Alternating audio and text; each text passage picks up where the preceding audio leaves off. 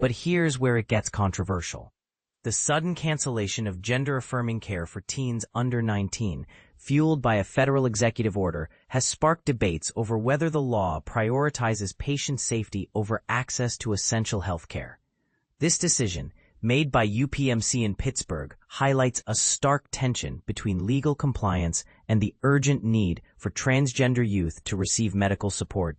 For Lee, 17, who had been undergoing puberty blockers and testosterone for 2 years, the abrupt halt to his treatment left him feeling like he'd plummeted from a cliff.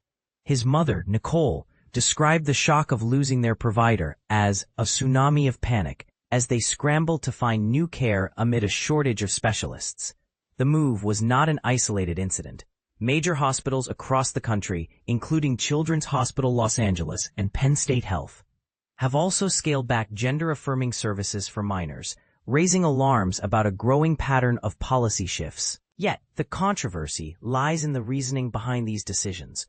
While UPMC stated they empathize with patients, they emphasized that the Trump administration's executive order mandates a strict cutoff, risking criminal prosecution for providers who refuse to comply.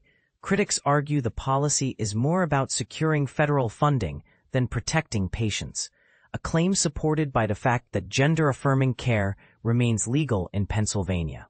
For Lee, the fallout extended beyond his personal struggle.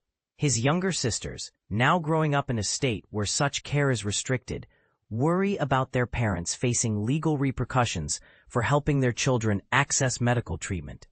The situation mirrors a larger crisis. 27 states have already banned or limited care for minors, and federal pressure adds another layer of complexity. Despite evidence showing gender-affirming care improves mental health outcomes, such as a 2018 Cornell study finding 93% of 55 studies reported improved well-being after transitioning, policymakers remain divided.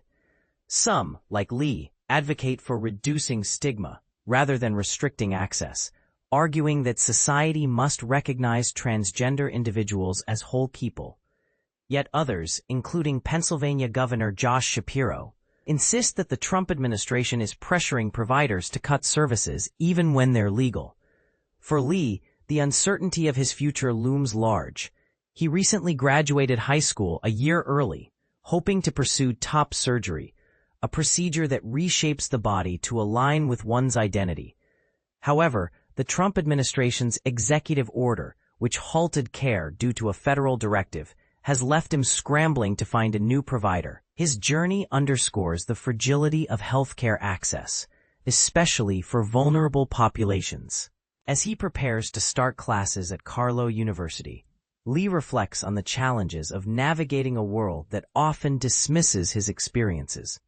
His story is not just about a single patient, but a broader reckoning with how policies shape lives. Even as new doctors offer hope, the question remains, will the fight for transgender rights continue, or will the tide turn against those who seek justice?